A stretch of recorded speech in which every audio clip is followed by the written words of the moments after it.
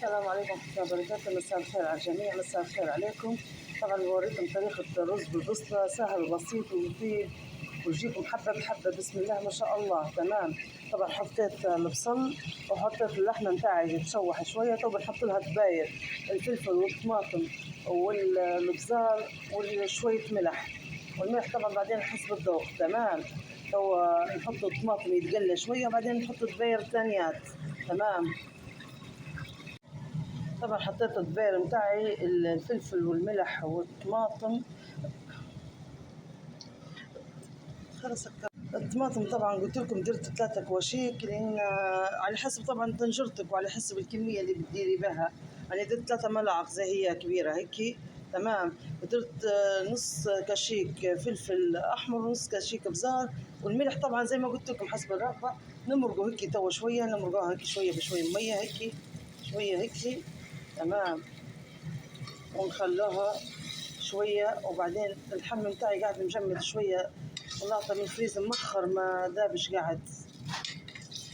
نسيته الهيت القضية، نسيته طلعته مأخر من الفريز ما ذابش اللحم قاعد. تمام.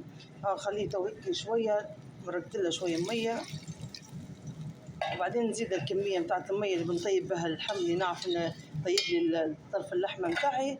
ونحط من فوق البصلة، نحط يبوخ الحمص هو الأول، نخليه يبوخ شوية يطيب شوية، نقرض عليه البصل الكمية اللي بنديرها البصلة، خليه يبوخ وبعدين نوريكم الخطوات الثانية. تمام. برعاية الله. طبعا حطيت الحمص قعد هيك حوالي ربع ساعة يطيب يبوخ هيك على الكسكاس. وطيت البصل متاعي، درت لها شوية بزار وشوية ملح، شوية ما كتروش بس غيرت لون، وقررتها طبعا البصلة زي ما قلت لكم حسب الكمية اللي بتديروها. تمام. نخليها هيك يبوخ مع الحمص شوية، وبعدين نحيه في طنجرة بروحها، ونبدأ نبوخ في الرز متاعي. نوريكم كيف ندير الرز. تمام. برعاية الله. هي طبعا هيك أنا حولت البصلة، حولتها هيك شوية فلفل أحمر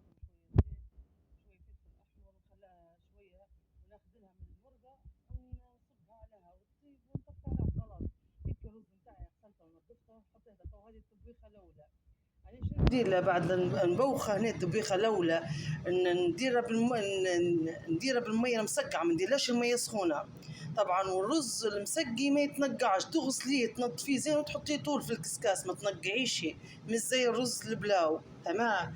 بعدين تخليه يبوخ الطبيخة الأولى، تحطيه تحت المية، تغسليه زين بالمية المسقعة، تحركيه تحت المية، ترديه تصفيه وترديه على الكسكاس، تخليه يبوخ شوية، وتصبي تاخذي شوية من المرقة وتصبي وتراقبيه لين يطيب 5 دقايق ويطيب ما ياخذش وقت. تمام. هذه تو الطبيخة الأولى إن شاء الله. طبعا هيك نحيتها من على النار بعد لبوخ حوالي هيك 10 دقايق. درتها تحت المية المسقعة، عادي مية تحت الشيش، محركيه زين حبابيه زين تحت المية، لأن كلها تحسي كل حبة خشت لها المية المسقعة. رديها على الكسكاس على الطنجرة متاعك. طبعا أنا ديما النار هادية، يطيب عليه مهلة، ما نقويش في النار باش يطيب لك الحاجة، تطيب عليه مهلة وتجيب ما شاء الله.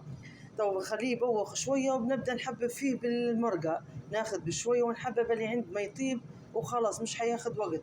خليه غير يبوخ شوية، يرجع عليه الباخ نغطيه، وبعدين بنحببه بالمرقة. تمام. هذه البصلة متاعي بسم الله ما شاء الله هاي قريب تطيب، خذيت لها طبعا من المرقة ساقمين حطيتهم لها، ودرت لها شوية طماطم، كترت لها شوية فلفل أحمر، طبعا البزار من الأول فيها. وتظبط الملح متاعك، الملح طبعا على حسب الذوق، ذوق الملح متاعك وتشوفيه وتعدليه. هذه البصلة تطيب تو، غير خليها تنقص شوية وبنطفي عليها، ندير لها في رشة قرفة ورشة حرارات متاعت البصلة وتم، ونطفي عليها في الأخير نديرهم شوية شوية ما نكترش. طبعا في اللي يدير في الزهر، في اللي يدير في السمن، في اللي كل يعني هذا كل العيلة ما يحبوش ما نديرش فيه لا زهر لا سمن، ما يبوش ما ياكلوش فيه. فأنا هي هذه نكتفي بهيكي وخلاص، وكل واحد وش اللي ضفات هذيك حسب الذوق. تمام. سكر علي الفلاش لان شكل التليفون اصفن، وما شاء الله عليه هو من قبل التليفون نحكي لكمش. تمام. ربي يحفظكم ان شاء الله في رعاية الله. طبعا هيك خلاص حببت هذه التحبيبة الأخيرة بالمرقة، ونخليه يبوخ بتاع 10 دقايق خلاص، شبه طاب ما عادش ياخذ وقت 10 دقايق ونطفي بإذن الله تعالى. تمام. هذا هو يجي بسم الله ما شاء الله حبة بحبة. طبعا رشيت عليه شوية قرفة وشوية حرارات الرز كي امتى جيت نحبب فيه وحببته هيك ونغطيه ربع ساعة. شنو ربع ساعة 10 دقايق بإذن الله وخلاص بنطفي بإذن الله. البصلة متاعي خلاص حتى هي خلاص بنطفي عليها أمورها مية مية وإن شاء الله بنسقي وخلاص تمام.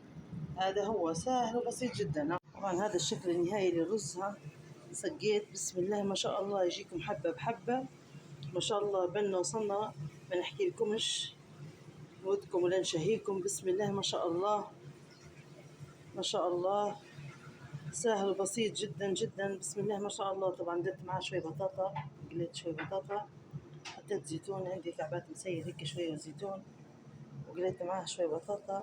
بسم الله ما شاء الله. الله ما دمها نعمة احفظها من الزوال يا ربي كريم. نتمنى اني فتكم وما طولتش عليكم وتستفيدوا من هالفيديو هدايا من رز المسقي يجيب البصلة ما شاء الله. الله يبارك وربي يحفظكم إن شاء الله في رعاية الله.